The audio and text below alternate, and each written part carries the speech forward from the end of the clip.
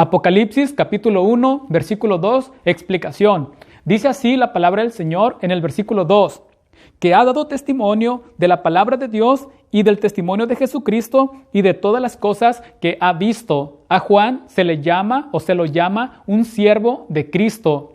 Y esta palabra siervo en el versículo 1 aparece 2 veces. La palabra siervo viene de la palabra griega doulos y doulos se traduce como siervo o esclavo. Y se nos dice que la revelación de Apocalipsis fue enviada de parte de Dios para sus siervos por medio de su siervo Juan. Y hay una gran diferencia entre ser un siervo de Cristo, ser un esclavo de Cristo y ser un empleado que trabaja para una compañía o trabaja para una empresa o para un patrón. Hay una gran diferencia entre un empleado y un siervo de Cristo. ¿Por qué? Porque el empleado que trabaja para una compañía, ya sea empresa o sea patrón, ese empleado trabaja por ciertas horas fijas. Es decir, el empleado va y le sirve a su patrón por 8 horas. Después de esas 8 horas, él queda libre para hacer lo que él quiera. Y un esclavo, un siervo de Cristo es diferente, porque el siervo de Cristo le trabaja a su Señor, le trabaja a su dueño en todo tiempo y en todo momento. Las 24 horas, los 7 días de la semana, los 365 días del año, está en servicio para su amo, para Cristo, porque todo lo que él hace, lo hace para exaltar a su dueño, que es Cristo Jesús. Entonces, el empleado va y trabaja por 8 horas. El siervo de Cristo no, el esclavo de Cristo le sirve al Señor en todo tiempo y en todo momento. El empleado está libre de su patrón fuera de las horas de trabajo. Es decir, el empleado cumplió sus 8 horas, se va para su casa y ya no se siente responsable de seguirle sirviendo a su patrón o a su dueño. El cristiano no. El cristiano está en la casa, le sirve al Señor. Está en la iglesia, le sirve al Señor. Está en el trabajo, le sirve al Señor. Está en la escuela, le sirve al Señor. ¿Por qué? Porque él sabe que todo lo que hace, lo hace para su dueño, que es Cristo. Ahora, el empleado trabaja por un sueldo. Todos los servicios que el empleado ofrece a la compañía, lo hace porque sabe que va a recibir un sueldo. Se le va a pagar. En cambio, un cristiano verdadero, que es un esclavo, que es un siervo de Cristo, todo lo que él hace, lo hace en agradecimiento y sin esperar nada a cambio de su amo o de su dueño. Él se complace en servirle y trabajar para él. Ahora, el empleado tiene una mente propia, es decir, el empleado va y trabaja para su patrón, pero el empleado no tiene por qué creer y pensar a como su amo o su patrón cree. No tiene por qué tener las mismas creencias que su patrón. En cambio, el cristiano, el esclavo del Señor, él sí tiene la mente de su dueño y su dueño es Cristo. Ahora, vamos a mirar lo que dice la palabra del Señor en 1 Corintios 2:14 hasta el 16. Dice: pero el hombre natural no percibe las cosas que son del Espíritu de Dios porque para él son locura y no las puede entender porque se han de discernir espiritualmente. En cambio, el espiritual juzga todas las cosas, pero él no es juzgado de nadie porque ¿quién conoció la mente del Señor? ¿Quién la instruirá? Mas nosotros tenemos la mente de Cristo. El siervo, el esclavo de Cristo tiene la mentalidad de su amo, de su dueño. Todo lo que él hace, lo hace pensando en agradar a su amo o a su dueño. El empleado, esta otra diferencia, el empleado puede negociar su forma de trabajar con su patrón. En cambio, el cristiano no. El cristiano, todo su trabajo que él hace, lo hace conforme a la voluntad de su dueño. Y su dueño le pide que él todo lo que haga, lo haga en santidad. Y todo lo que haga, lo debe de hacer conforme a su palabra, conforme a su voluntad. El cristiano no anda negociando la forma de servirle a su dueño. No anda negociando la forma de servirle a su amo, porque él sabe que su dueño es santo y que vive en santidad y que ama la santidad. Entonces, el esclavo, el siervo de Dios, siempre lo que hace, lo hace en santidad, trabaja en santidad y lo hace de la mejor posible para agradar a su dueño, que es Cristo. Otra cosa, otra diferencia, el empleado no le pertenece a su patrón. no le pertenece. Él va y trabaja sus 8 horas, pero no se queda como perteneciéndole a su patrón. No.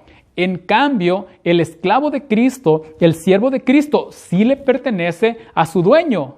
Cristo es el dueño de todas aquellas personas que le entregan su corazón y corazón sincero. Entonces, nosotros estamos conscientes que Jesucristo es nuestro dueño. Él es nuestro amo. ¿Por qué? Porque Él nos compró. Y dice la palabra del Señor en 1 Corintios, capítulo 6, versículo 20. Porque habéis sido comprados por precio, glorificad pues a Dios en vuestro cuerpo y en vuestro espíritu, los cuales son de Dios. Entonces, nosotros, a diferencia de un empleado, nosotros sí somos dueños de nuestro dueño, que es Jesucristo. ¿Por qué? Porque Él nos compró y nos compró a precio de sangre. Entonces, sí le pertenecemos a nuestro Señor Jesucristo. Un empleado no le pertenece a su patrón. Otra cosa, el empleado tiene voluntad propia para trabajar para su jefe. Si quiere, va y trabaja, y si no quiere, pues no va y trabaja. En cambio, el cristiano, que es un siervo, que es un esclavo de Jesucristo, él ya no tiene voluntad propia. ¿En qué sentido? En que el esclavo de Cristo siempre se está esforzando en poner por delante de él primero la voluntad de su amo, la voluntad de Cristo. Es decir, si el esclavo va a hacer algo y eso que él va a hacer va en contra de la voluntad de su dueño, se detiene. No lo hace porque primero está la voluntad de su dueño. Quiere que su voluntad se sujete a la voluntad de su amo, de su dueño, que es Cristo. En ese sentido, el esclavo ya no tiene voluntad propia, porque primero está la voluntad de su amo, está la voluntad de su dueño, y se complace en obedecerla, aceptarla y ponerla por práctica. Otra cosa, en la palabra del Señor, que a alguien se le llame siervo es un grande privilegio y es un puesto muy alto el poder llegar a ser considerados siervos por parte de Dios. Una cosa es que el hombre, la mujer, nos considera a nosotros como siervos de Cristo. Que la hermandad, los cristianos, nos tengan como siervos de Cristo es una cosa, pero que Cristo mismo, el Señor mismo, nos tenga como siervos de Él, esa es otra cosa. Entonces, llegar a ser considerados siervos de Cristo por Cristo mismo, por Dios mismo, es un puesto muy, muy alto. Vamos a mirar algunos hombres que Dios consideró sus siervos. Recordemos, Juan recibió la revelación de Cristo, recibió la revelación de Apocalipsis. ¿Por qué? Porque Juan era un siervo de Cristo. Entonces, vamos a leer Génesis 26, 24. Dice: y se le apareció el Señor aquella noche y le dijo: yo soy el Dios de Abraham, tu padre. No temas, porque yo estoy contigo y te bendeciré y multiplicaré tu descendencia por amor de Abraham, mi siervo. Dios mismo consideraba a Abraham su siervo. Y que Dios nos considera a nosotros sus siervos es un privilegio, es un puesto muy, muy alto que Dios nos considere sus siervos. Job, capítulo 1, versículos del 6 al 8, dice: un día vinieron a presentarse delante del Señor los hijos de Dios, entre los cuales vino también Satanás. Y dijo el Señor a Satanás: ¿de dónde vienes? Respondiendo Satanás al Señor dijo: de rodear la tierra y de andar por ella.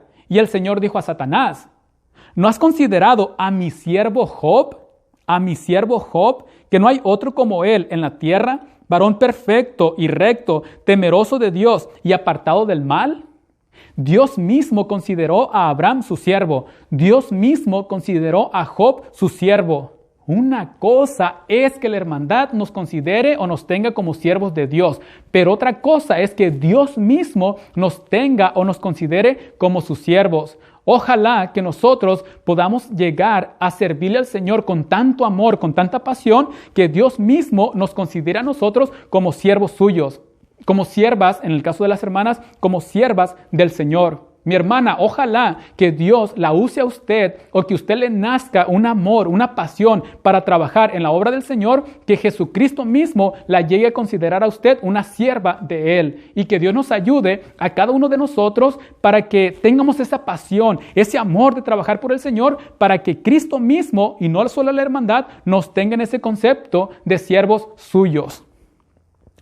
Otra cita bíblica más está en Josué capítulo 1, versículo 7. Dice: solamente esfuérzate y sé muy valiente para cuidar de hacer conforme a toda la ley que mi siervo Moisés te mandó. Que mi siervo Moisés te mandó. Dios consideraba a Moisés como su siervo. Por eso les digo, que Dios nos considere sus siervos, wow, ese es un puesto muy, muy alto, y que Dios nos ayude a nosotros llegar a ser considerados por Dios como siervos suyos.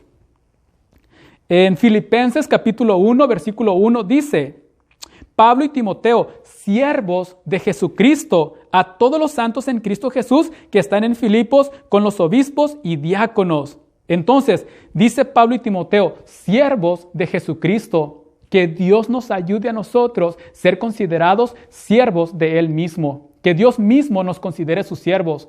Juan nos dice en el versículo 2 que él recibió la revelación de parte de Cristo, pero fue porque él era un siervo de Cristo, él era un siervo de Dios, por eso recibió la revelación de parte de Dios, por eso escribió lo que vio, escribió todo lo que Dios le mostró, y esto le vino por ser un hombre que vivía en santidad, que se esforzaba en ser un siervo, un esclavo de Cristo.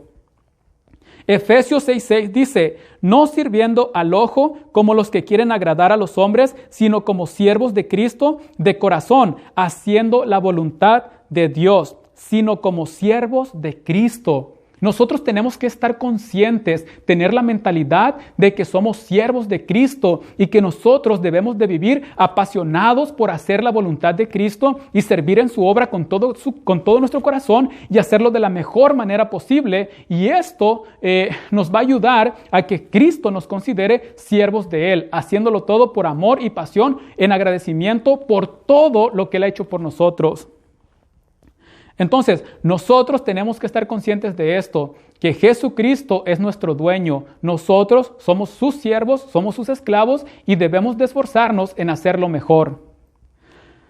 La vida cristiana no tiene ninguna parte que no sea iluminada por la revelación de Dios. Todo, absolutamente todo, o toda la vida cristiana es iluminada por la revelación de Dios.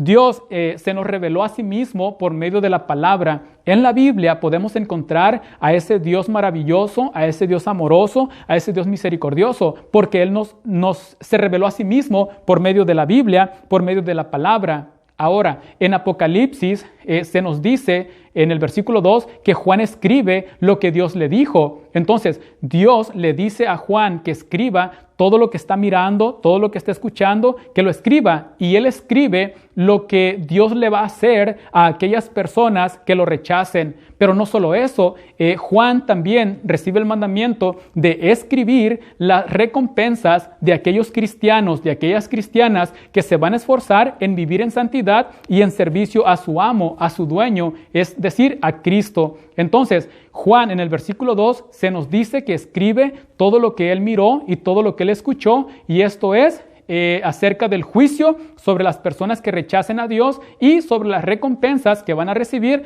los cristianos que les sirvan de corazón sincero a nuestro Señor Jesucristo. Miren, Dios sabe pagar y paga muy bien. Nuestro Señor Jesucristo sabe pagar bien y muy bien, y les paga muy bien a sus siervos, a sus esclavos. Y si nosotros nos esforzamos en servirle con todo nuestro corazón a nuestro Señor Jesucristo, vamos a recibir recompensa. Vamos a recibir recompensa, y una recompensa gloriosa en los cielos con nuestro Señor Jesucristo. Así es que vamos a seguir escudriñando la palabra del Señor para seguir aprendiendo más acerca de este Dios amoroso. Aquí me voy a detener y en el siguiente video les continúo explicando sobre el versículo 3. De mi parte, que Dios les bendiga y nos vemos en el siguiente video. Dios les bendiga.